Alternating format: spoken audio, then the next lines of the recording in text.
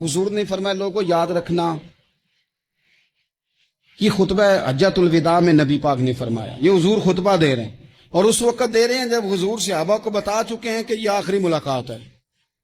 جو دور دراز سے آئے ہیں ان کو بتایا ہے کہ یہ میری تمہاری جو مجلس ہے، جو محفل ہے، جو تم سے بات ہو رہی ہے، یہ آخری ہے. محبوب فرمانے لگے لوگوں یاد رکھنا قیامت قائم ہوگی. ان جملوں کا حسن ملاحظہ کر لیں.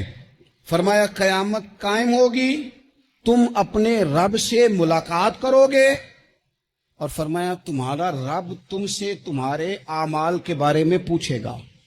یہ خطبہ حجۃ الوداع میں کریم نے فرمایا. صبح تم اٹھے، کیا عمل کیا؟ اللہ پوچھے گا.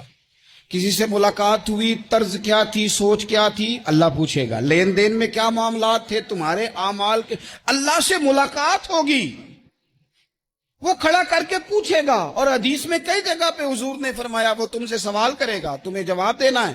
میرے عزیز بھائیوں، تیار رہنا چاہیے، تیار. ہم نا منت کرتے ہیں آخری دن ہونا، تنخواہ دار لوگ کہتے ہیں یار یہ آخری ایام چل رہے ہیں، کوئی خرچہ نہ بتا، اس لیے کہ حساب کے متھے لگنا ہے. آخری دنوں میں، بجٹ کے دنوں میں لوگ پریشان ہوتے ہیں کہ حساب دینا ہے.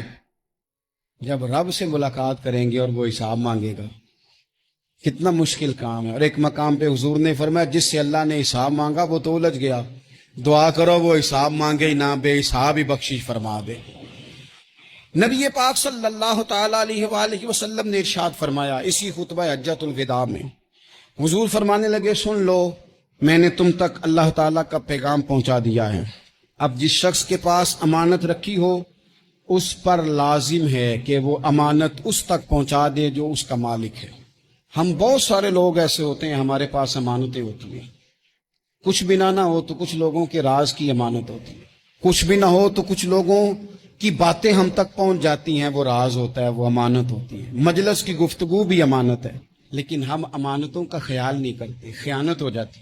بہت محتاط ہو کر اپنی زندگی میں امانتوں کا خیال کیا جائے. یا ایھا الذین آمنوا لا تخونوا اللہ والرسول وتخونوا اماناتکم وانتم تعلمون. اللہ فرماتے ہیں ایمان والو، نہ رب سے خیانت کرنا، نہ رب کے رسول سے خیانت کرنا، نہ آپس میں ایک دوسرے سے خیانت کرنا، جانتے بوجھتے ہوئے یہ کام نہ کرنا. وانتم تعلمون، جانتے ہو، تمہیں پتہ ہے. کبھی بھی بددیانتی کا مظاہرہ نہ کریں اپنی زندگی میں، کبھی بھی. اور یہ بھی یاد رکھ لیں، بچوں کو کیا پتا کہ ہمارا ابا حلال لا رہا ہے کہ حرام لا رہا ہے. آپ لا رہے ہیں نا، تو وہ تو بیچارے بھولے پن میں کھا رہے ہیں، تو حساب آپ نے دینا ہے. جنہ لی تو پاپ کمائے ہن کتھے نہیں ہو تیرے کر دے، بلا نا. تو بچوں کا تو یہ معاملہ ہے.